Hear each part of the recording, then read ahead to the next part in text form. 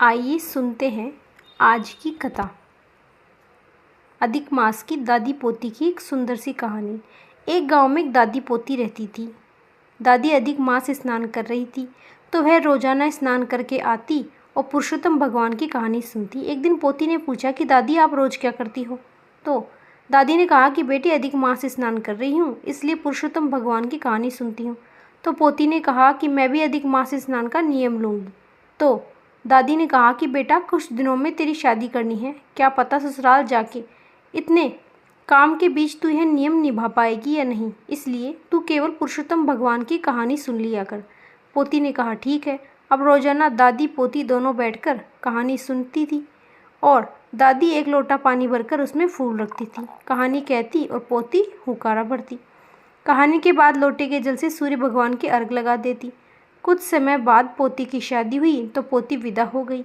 तब दादी ने कहा कि बेटा तुम्हें देने के लिए कुछ तो नहीं, एक लोटे पानी में 2-4 फूल डालकर ले जाओ। रोजाना पुरुषोत्तम भगवान की कहानी सुन लेना और नियम मत तोड़ना।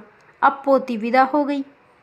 अब रास्ते में पोती सोचती कि हे पुरुषोत्तम भगवान, मुझे ससुराल में सब कुछ पूछेंगे कि पीहर से क्या लाई तो मैं क्या बताऊंगी। घर में माँ पिताजी तो है नहीं तो क्या बताऊंगी। पुरुषोत्तम से प्रार्थना करने लगी। उन्होंने सोचा कि यह मेरी पूजा करती है और वह उठी और नहा धोकर 4 फूल लिए और लोटा पानी को लेकर कहानी सुनी तो पुरुषोत्तम के महीने में मोतियों के गहने बन गए, जरी जागदे बेस बन गए। ससुर जी ने बहू को देखा तो बहुत खुश हुए। उधर बहू की गाड़ी में गहने कपड़ों के बक्से भर गए, खूब सोना चांदी हो गए। अब ससुर जी ने देखा कि बहू तो सुंदर है, बड़े घर की आई है, दिखने में तो गरीब लग रही है।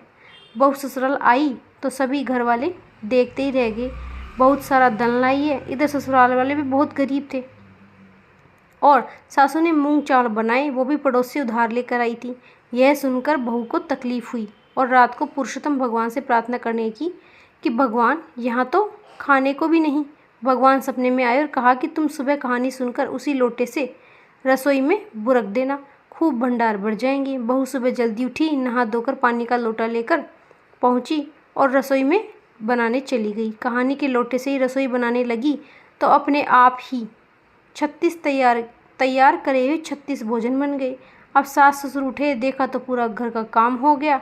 बहू ने पूरा बासी काम कर लिया था। अब रसोई में जाकर सासू ने देखा तो खाना तैयार।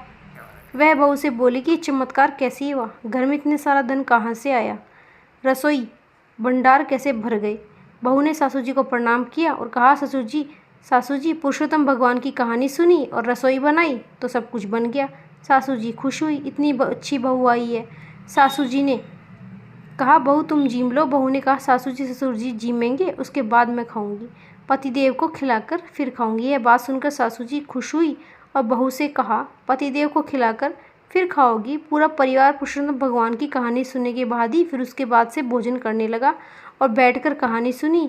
उसके बाद से अन्न धन के भंडार भर गए, सब कुछ खुश हो गए और प्रसाद बांटे। सासू जी आस पड़ोस में भी प्रसाद देकर आई और पड़ोसन ने कहा कि कल तो तुम मूंग चावल मांग रही थी और आज तुम खुद प्रसाद बांट रही हो, तुम्हारी इतनी जल्दी इतना बरकत कैसे आ गई, खूब घर में लक्ष्मी कैसे आ गई।